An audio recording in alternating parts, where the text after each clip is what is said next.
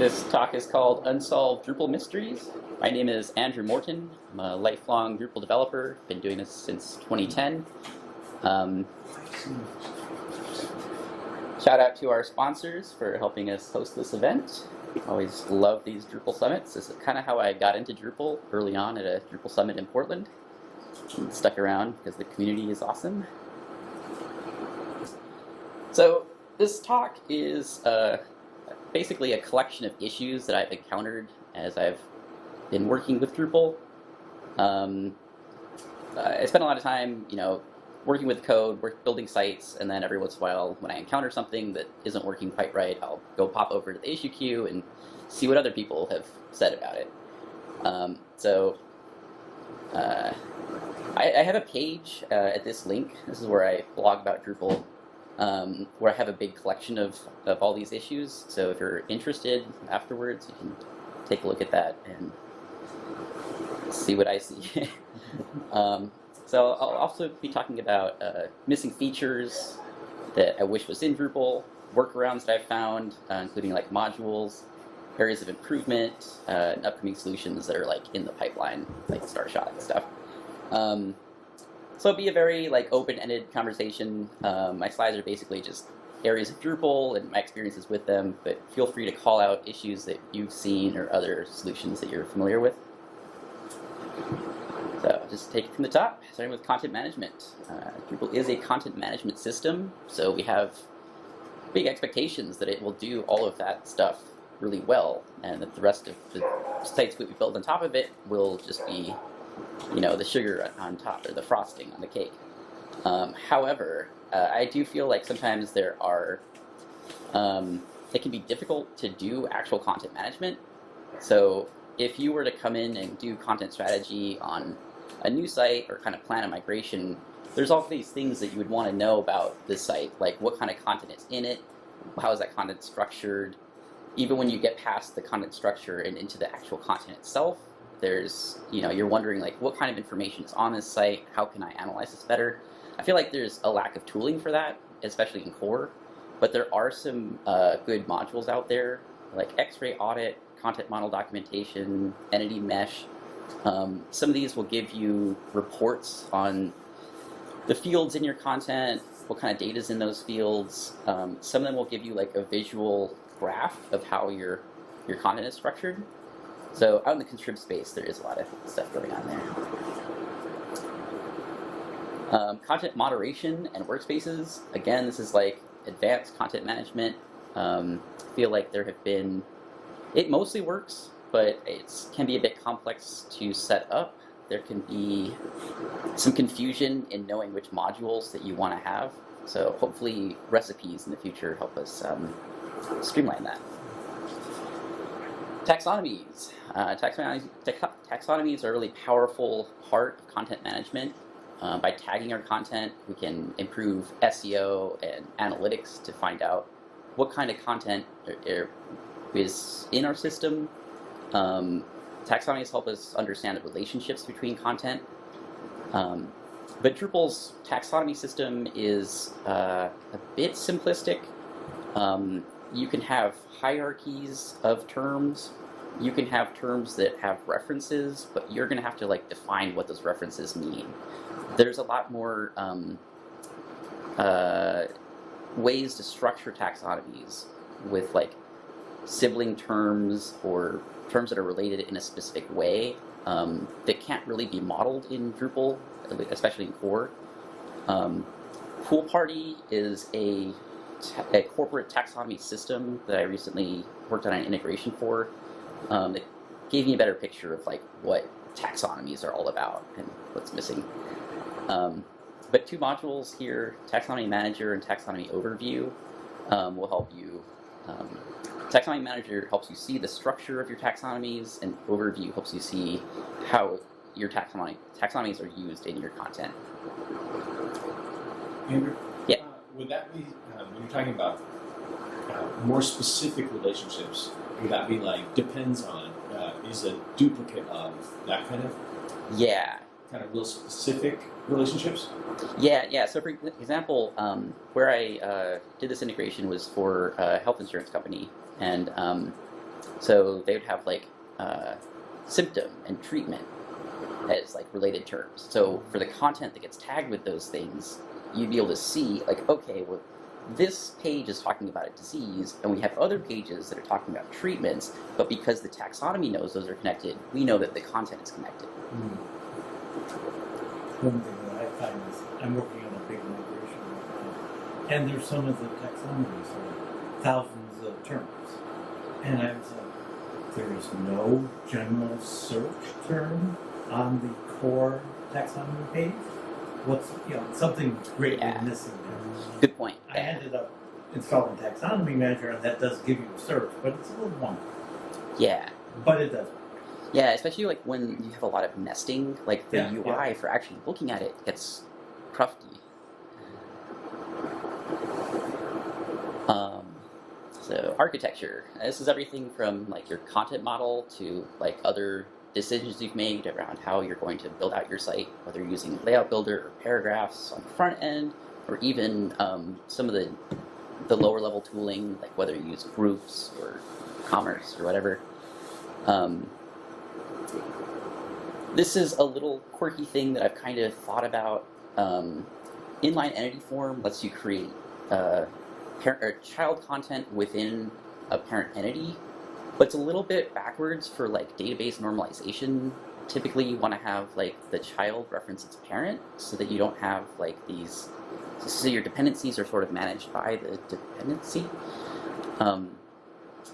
This is kind of a feature for convenience, but sometimes it can be a hassle. And what I mean by that is, like if you have a piece of content that is referencing another like list of content, with inline entity form, you have to go back and edit the parent, and then like add the child. But if you have the reverse entity reference, you can add the child and just append it to the parent.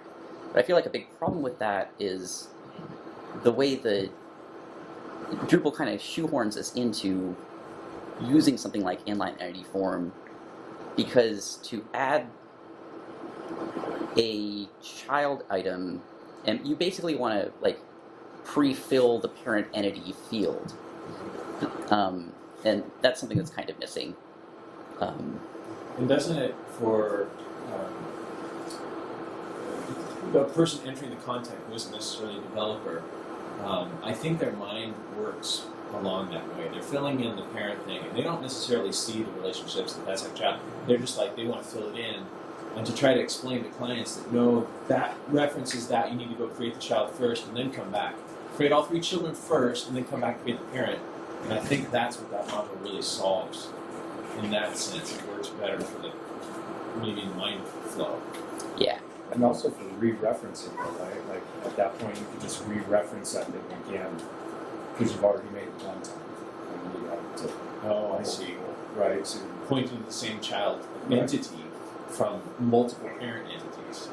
Yeah, you can do both. Like, if you're kind of used to the inline entity form paradigm, and then all of a sudden you have to reuse one of those, then you kind of have to get used to like using autocomplete to like look up a reference entity. Yeah. And there are like there's content browser, which is some people use it, some people don't. It's kind of like media library, but for content to give you a more visual representation, so you can select reference entities. This was kind of specific to like a specific like relationship issue, but like architecture is like a much broader thing in Drupal. So there's many other.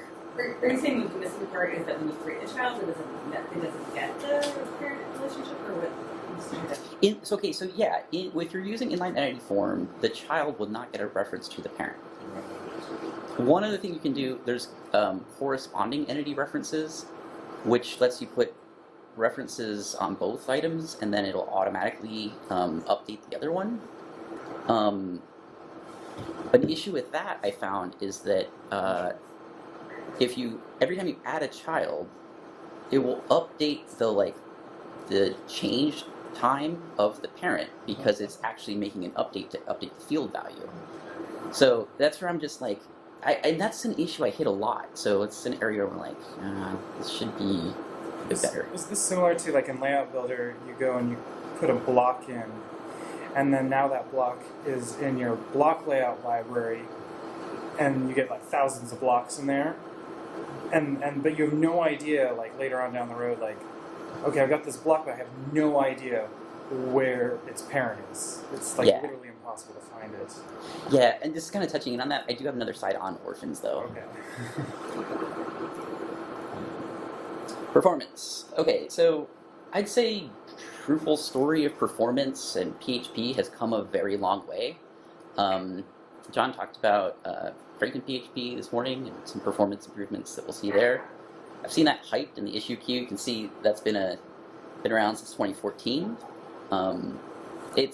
That's where it's pretty cool to be in the Drupal community, and we do have some heavy hitters in the PHP community as well. So it's good to have those people around to know that we're getting some of the advantages of PHP improvements.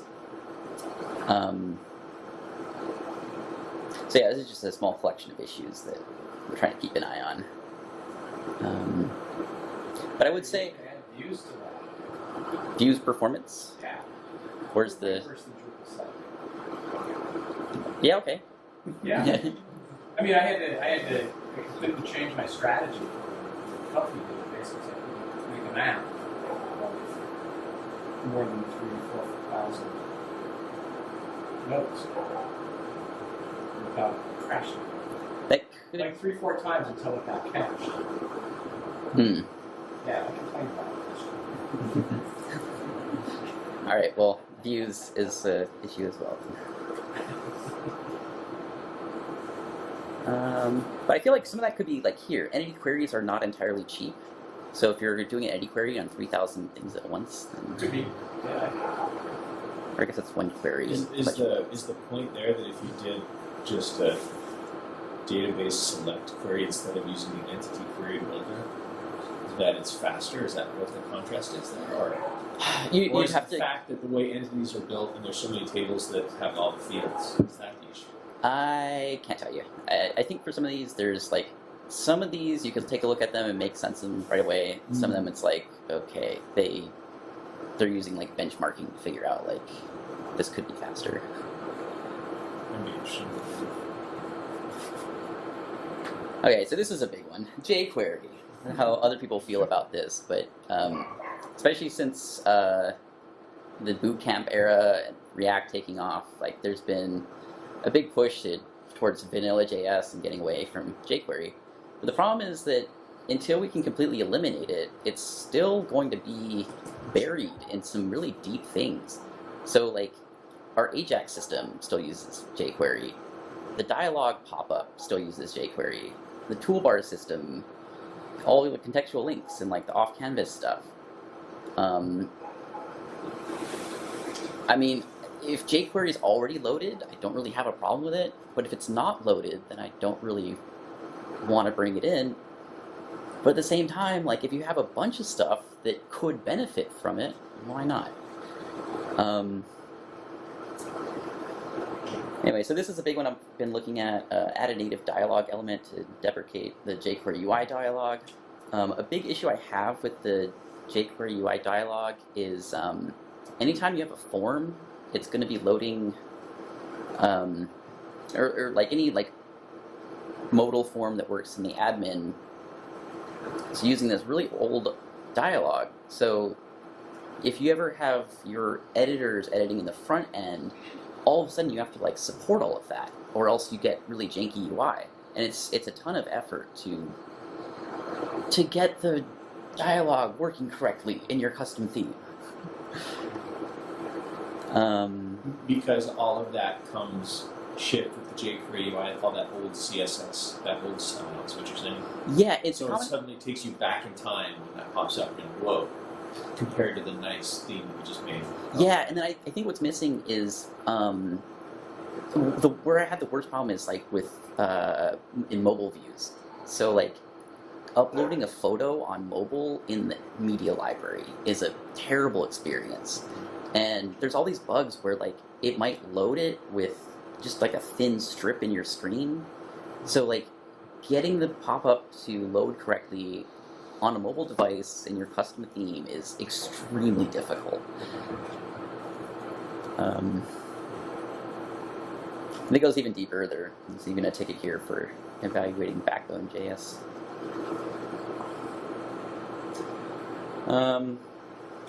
Usability, I just have some light things here.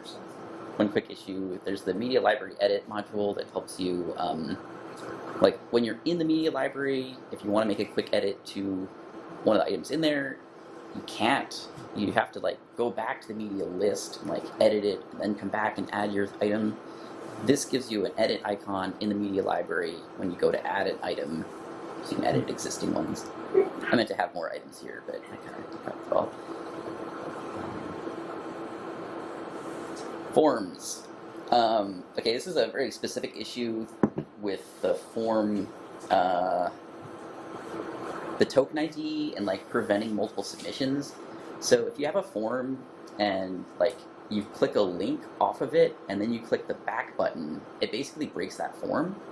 So this is really bad with content preview. If you fill out your form, you click preview, you're looking at the example, and there's a link in the top left that you're supposed to click that says go back to content editing. If you don't use that and you just click the back button, your form is no longer submittable. It might still have your content in it, but you're forced to refresh it, because if you click on the submit button, nothing happens. Same thing with views. If you're in the views admin UI and you click a link off to go test something and then come back, you have to refresh the page. So there are times when anything that uses the form API is going to be doing this. So if you have a search box, you may want to avoid using form API so that you don't get that that prevention, and people can kind of use it a little bit easier. Would that be mitigated if your link opened in a new window? That's a good point, yeah.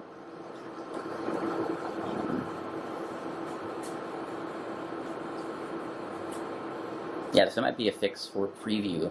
That's why my mind is going with the preview. Make sure it opens a new window. That's a good idea. Just a quick collection of issues around form validation, but also keep in mind there's things like field group and paragraphs, nested paragraphs, nested form stuff with validation. I've always hit issues with that. Administration. So this kind of gets into the first user experience, or even with experienced users, being able to quickly navigate the admin side and make changes that they want to get into.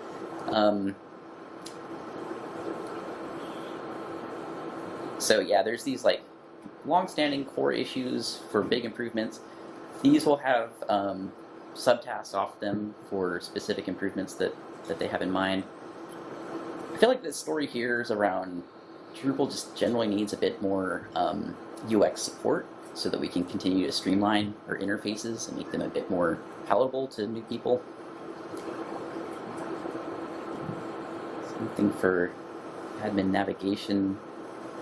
There's the new navigation module, and how do people feel about it? How do you sidebar administration? I do prefer the Gin toolbar. The Gin toolbar is the top, or it's on the side?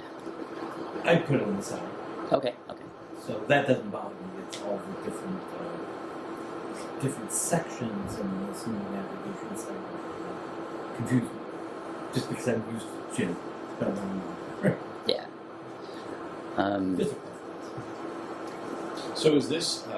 I've always installed admin toolbars, so Yeah. I haven't seen this or used this yet. Is this enabled by default now on the new installations? Not in the standard install profile. I don't think so. But it's in core. It's in core, It's yeah. not an extra. Yeah.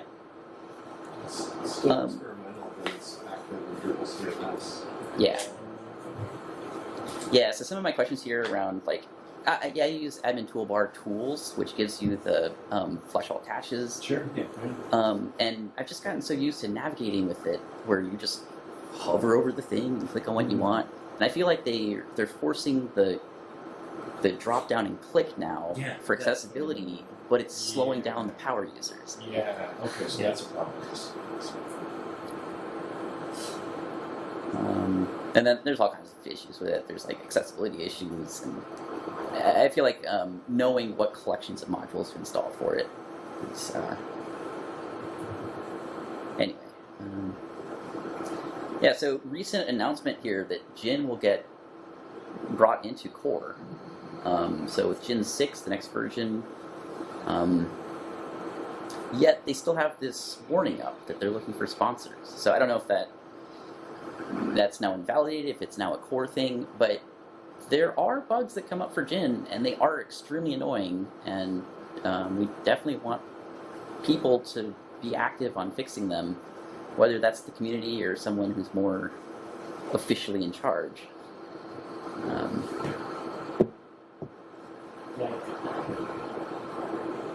Any particular annoying? Like, I've seen issues with like tables overflowing. yeah. Table headers has been a big issue. And it's actually it's not it wasn't easy to track. Some of those are core issues. So like the table header one was a recent change where sticky table headers used to be a JavaScript library, but then it became CSS only. So all existing themes now have to come up with their own fix for it. But you can use sticky CSS property, which is like kind of the fix. But if your table overflows horizontally, sticky doesn't work for that, and you need to go back to JavaScript anyway. So it kind of went backwards, in a way. If the previous core solution allowed less code for contrib, and then now we made that more standard, and now we have to write more code over here. These are the trade-offs we make. Like, do you want pre-built opinions, or do you want to have no opinions and do your own thing? We want like good opinions out of the box. I think part of it is just the browser standards are changing so rapidly, and so now that library you used to need to be able to do that, you don't need it anymore because your browser doesn't need it. Should we adopt that and break all this old stuff, or leave old cruft in our systems that make everything slower? Sure. Depends on how many browsers we support. And these are very difficult questions because like look at the rift with like Drupal 7 to Drupal 8 and how many sites we lost and developers that we lost, and these are trade-offs that we have to make for the quality of the platform. And the changes, the rapid changes. Future. For this one, I'm just kind of thinking about like from the author's position, like if they want to get in and just kind of they freely enter content as if it was a Word doc, thinking about ways that could be more streamlined. And right now, content authors do need to know a little bit about how the system is composed and need a little bit of guidance and training to fill out the forms. Sorry. Same thing with editing. I feel like sometimes finding the stuff to edit can be a bit confusing. I really like to use contextual edit links. Sometimes they can be nested on top of each other. That can be a big problem. I feel like quick editing has fallen short. I've mostly just used contextual edit links to get to the full form now, but there have been attempts in the past with like in-place panels editing and the sidebar settings tray for editing blocks in the sidebar. I haven't been using those. I don't know if other people are happily using them. Did I see something that quick edit was taken out of core recently? Yeah, it's deprecated. Yeah. Yeah. Whenever there's They are bringing it back? No, there's a trend. Oh, okay. whenever Still use it. whenever there's sidebar editing, it becomes unusable. Like meta tag in the vertical tabs is just horrendous. And you got to like start going in and hacking your admin theme to like pull it down below everything and make it full width because like You need that. meta tag is like just hundreds of fields and then they like start wrapping and it's like it's so unusable. That's worse. Throw that thing in the accordion. So Yeah, exactly. Then you gotta like hack away at your admin theme to like, break it, make the other thing go full width, and then that thing has to go full width. It's like, unfortunately, tedious. Yeah.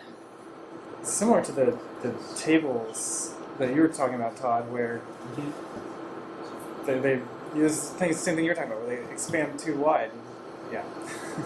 Well, and I do have like one issue in here about how admin themes are really difficult to theme, and that's kind of the issue. And there are times when you're like, okay, I can't polish this enough to like get it to be good, so I just want to switch it over to the admin theme and like use Jin to edit the meta tags for this.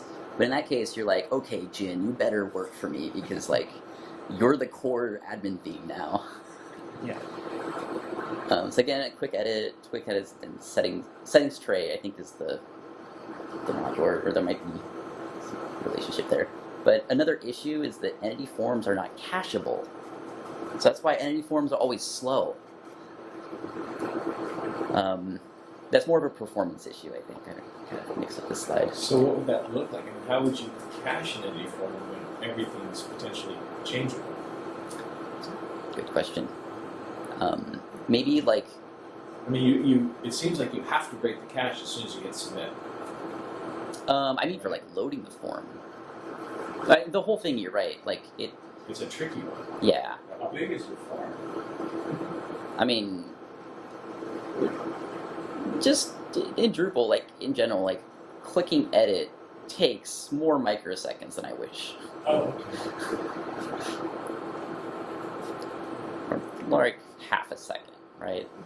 I mean, But it's still, it could be faster. You can imagine it being faster somehow. right because I'm thinking about like a streamlined React app, and if I click on a thing that opens a form and have to wait 30 seconds or like half a second, I'm like, what is it doing?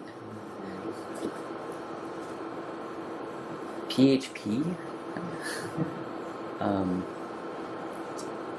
You ever hit this issue if you have a title with a parentheses in it? Autocomplete field break? Because it puts the ID inside of parentheses? Yeah, Interesting. this one really annoys me. CK editor issues. This is a fun one. If you just want to add a style dropdown that lets you like add a class to a div, can't do that. Like you have to allow editing all HTML if you want to add permission to put a class in a div.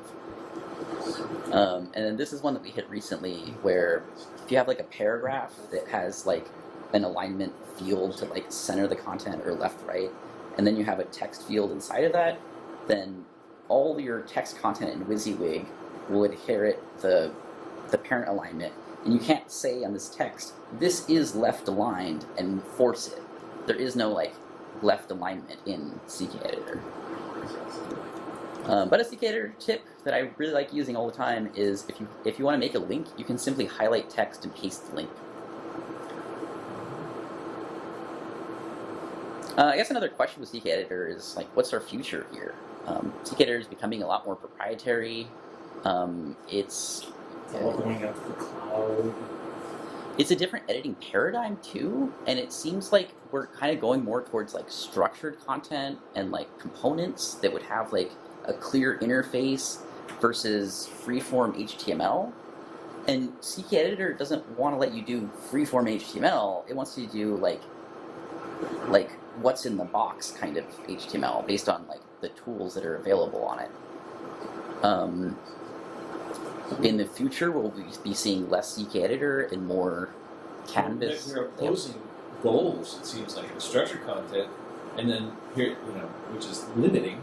CK editor is supposed to be expanding, but also limiting. But they don't really go together.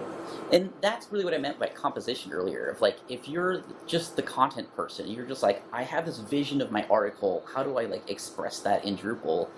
Then some of the stuff is really clunky. Or like, oh, I can't do this in CK editor, or like, oh, I'm really confused about what my options are and what I can add in Layout Builder. Media in Layout Builder can be pretty confusing. Just stuff like resizing media or the differences in embedding media versus images.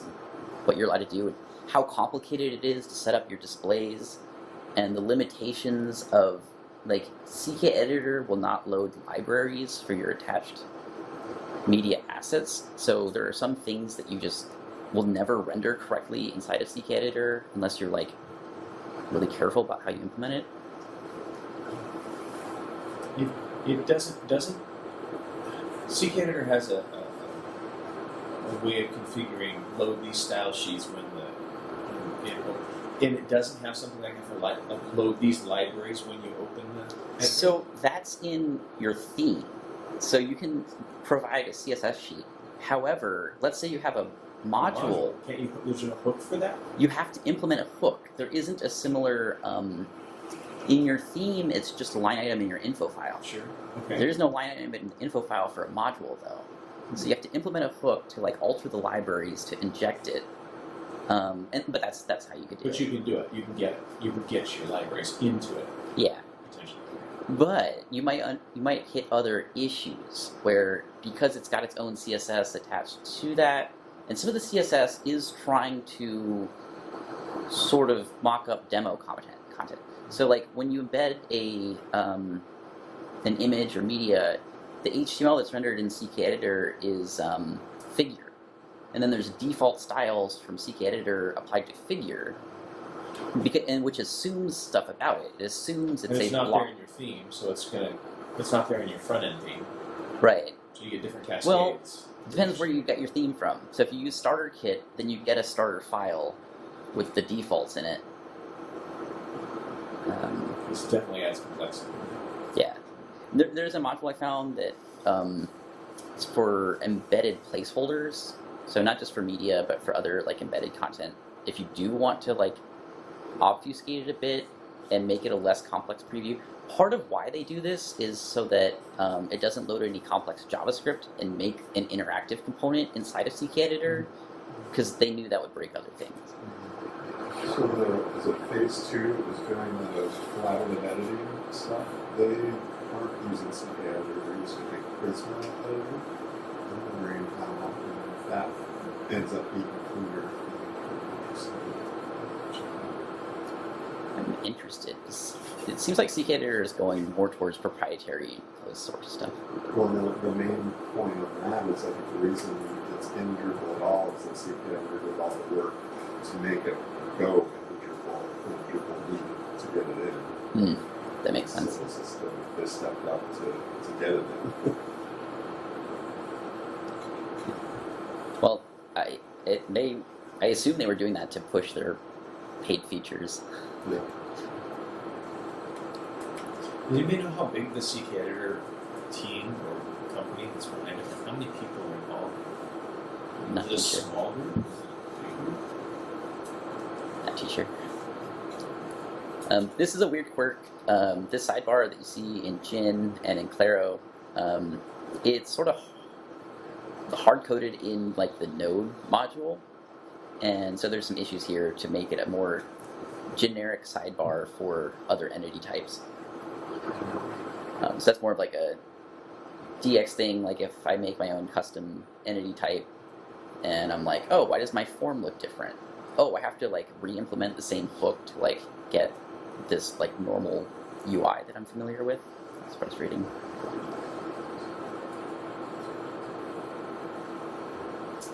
Embedded content. So,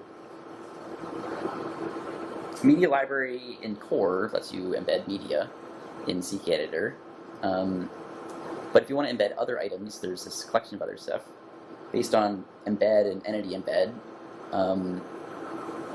If you haven't used these, they're kind of cool. Like, they let you like, embed another node or any other entity type, and you can use display modes to configure how it gets rendered. But there's so many different options for it, especially when you get into, like, paragraphs embedding, and then there's 2 different modules for that. There's paragraphs entity embed versus paragraphs inline entity form. There's also paragraphs layout for layout builder. This is an area of just, like, overwhelming options, and there's a lot of bugs in these embeds. a really old issue. Add field grouping to core and fieldable fields to core. You know, in the past we had field collections. Now we have paragraphs. I feel like paragraphs gets abused in some cases, especially with like nested paragraphs.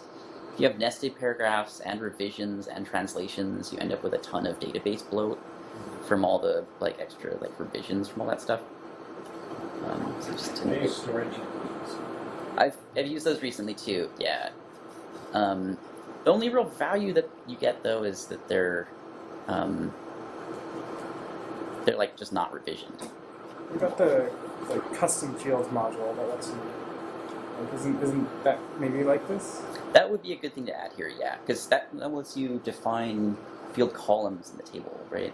I think it's like fieldable fields, like what Rick was showing, but there's like a UI to build it. Oh, cool. Yeah, I felt it was limited. Because when I went to storage entities, and it was just not going to sell. Okay, I haven't used it much, but it's like Yeah. like the address field, Yeah.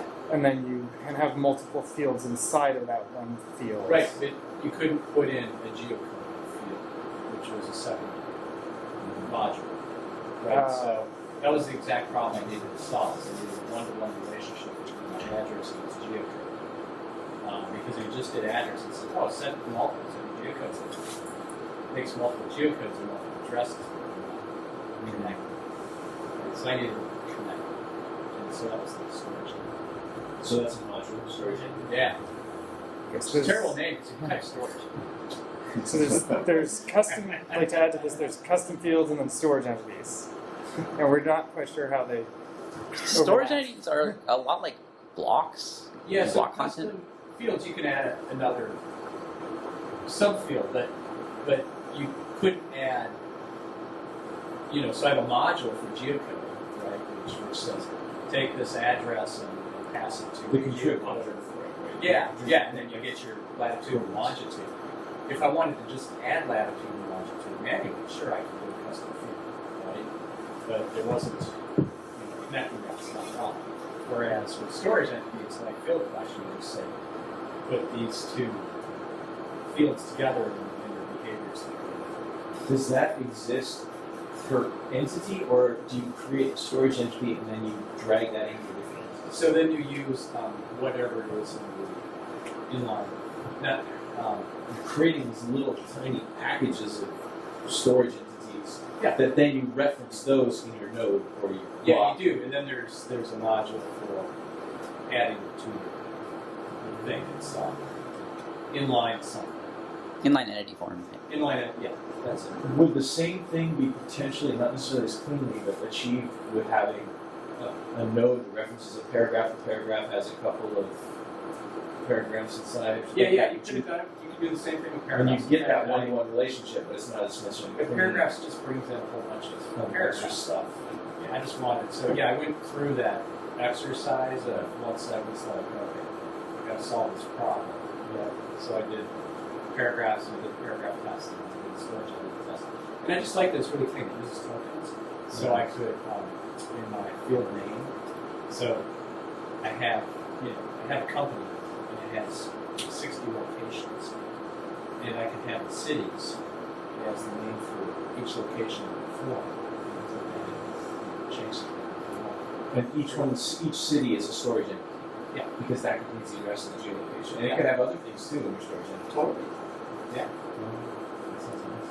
Yeah. Yeah, and then in the view you just have to do reference. Hey, I'm gonna bring this back. Sorry. We can circle back on that if you guys have time at the end. That's your talk. Yeah. Content display is the long-standing issue. Exposing title and other base fields in managed display. That would let you configure the title in the display settings, because right now it's like sort of hard-coded in the node template. A bunch of other quirks I've run into, things like I don't know, like wanting to choose the display mode when you reference an entity. There is a module out there for that. Sorry, it's a little short. Theming issues. This is what I mentioned. Admin UIs in the front end are difficult to theme. Things like the drop button component. Have you ever styled that from scratch? Extra complicated.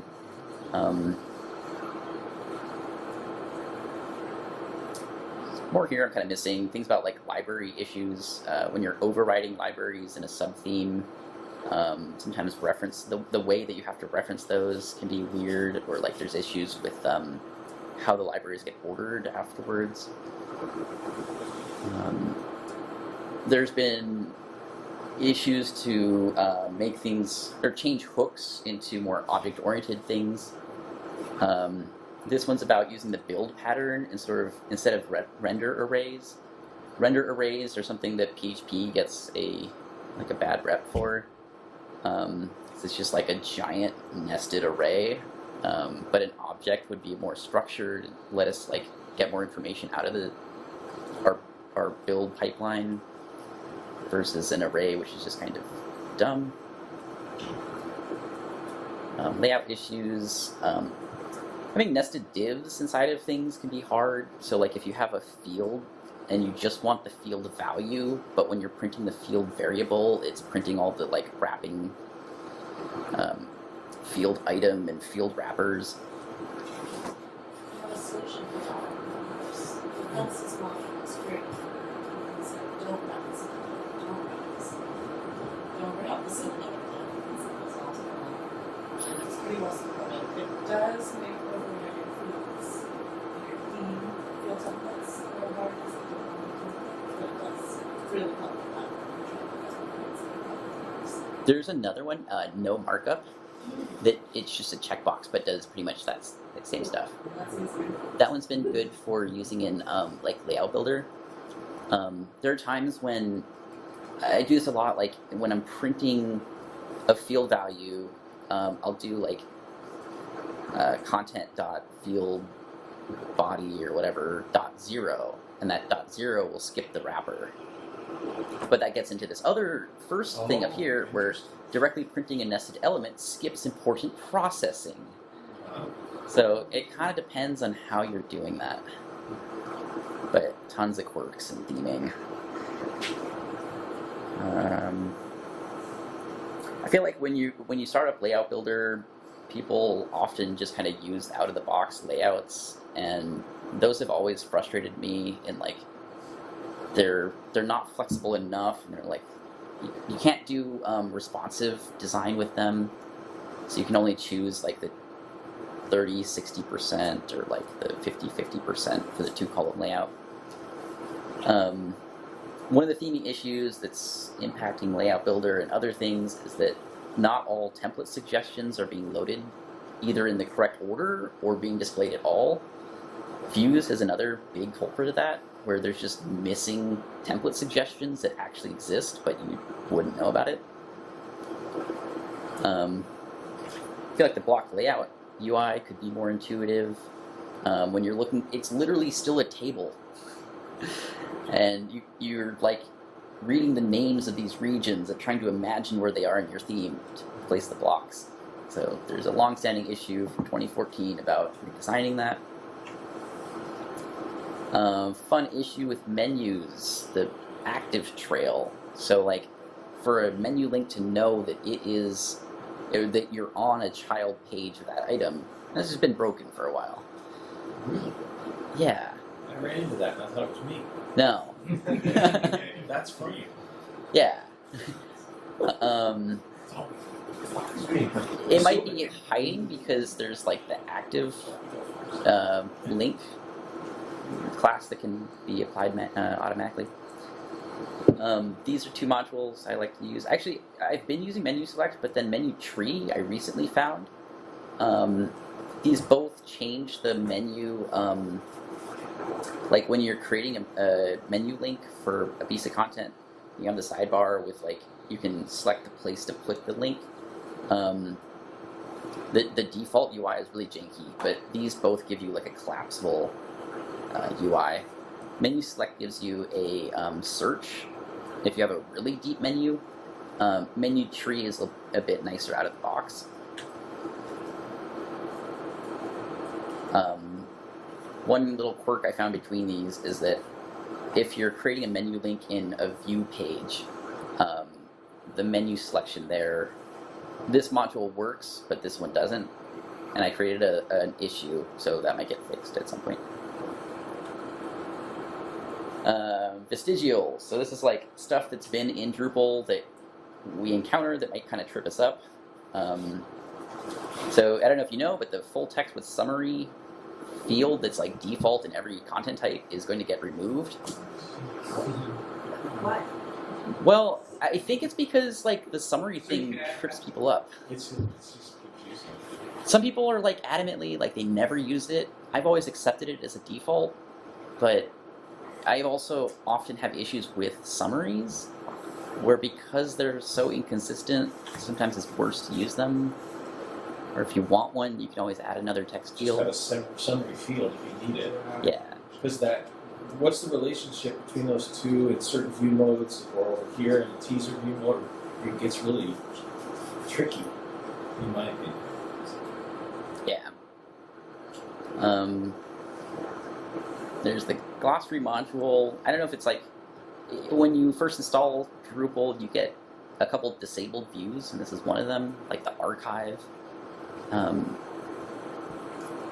They're just like things that were cool at one point when the story has kind of gone flat there. Same thing with body field. That's also okay. And part of the story here is some of these deep issues do get fixed. So this is one that recently got closed in October. So like a couple days ago. Revisions. Now, I don't want to hold you guys from lunch, so feel free to play the closing music if you want. Oh, really? Okay, revisions, translations, block layouts and layout builder, more theming issues. Themes improperly check render arrays when determining visibility, major issue. Keeping track of orphaned content in layout builder. Views can be challenging, theming views. I didn't get to talk about Ajax. But that reaction is what I was going for. Being able to see, building views and seeing your actual theme for what you're building majorly pisses me off. I should do a part 2 then, I guess.